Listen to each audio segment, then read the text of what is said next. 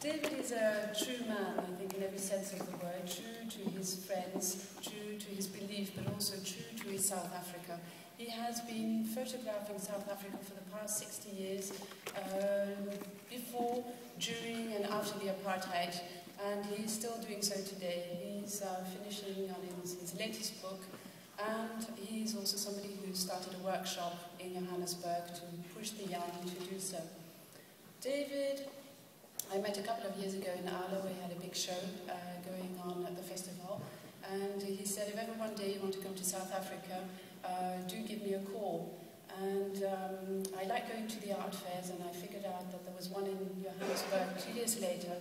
I organized my children, I got a ticket and sent a mail out to David saying, I'm on my way for 3 weeks. And I think that was a big shock to him, because one doesn't just go to South Africa for 3 weeks and turn around. So after the art fair, his wife Lily picked me up, took me to the Kruger Park, and on our way back, she said, you know, David is planning to go to Cape Town by camper car. If you want to go, you can join him.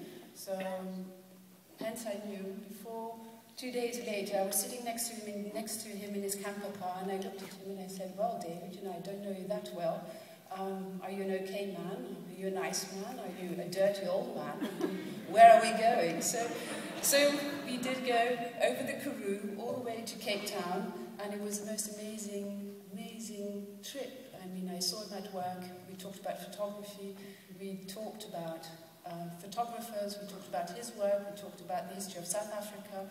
And I saw him do his shots. I saw his love for this particular country, which is not the easiest country, I think, around.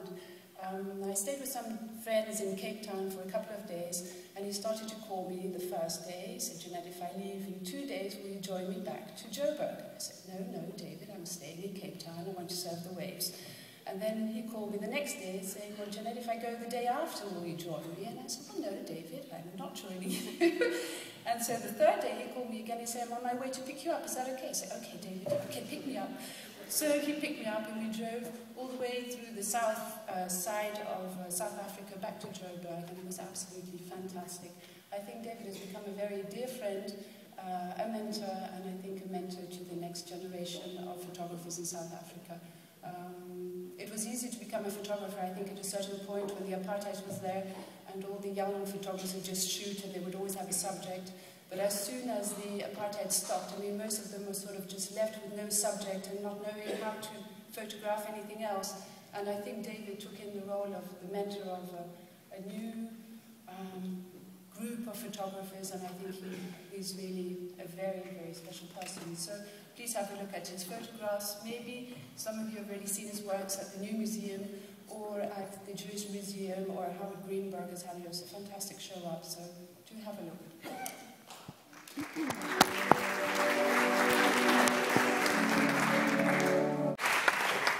David is unfortunately not here tonight with us because he's just finished hanging a show in Cape Town, and he's opening another show in Joburg in 2 days, so it was a bit too short to come over to New York, but he has something to say. I'm David Goldblatt in Johannesburg, South Africa. I'm sorry that I'm not with you in New York. I would like to thank the Lucie Foundation for the great honour being bestowed upon me, this Lifetime Achievement Award.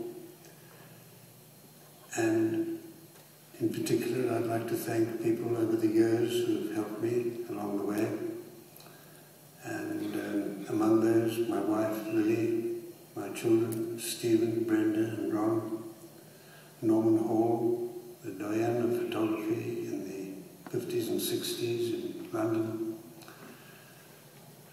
Sue Davis of the Photographers Gallery, Susan and Carol Kismarek, Ezra Stoller, the great architectural photographer, Sam Haskins, the South African photographer who died recently. These people were, at one time or another, very helpful to me. And again, I would like to thank the Lucie Foundation for this award.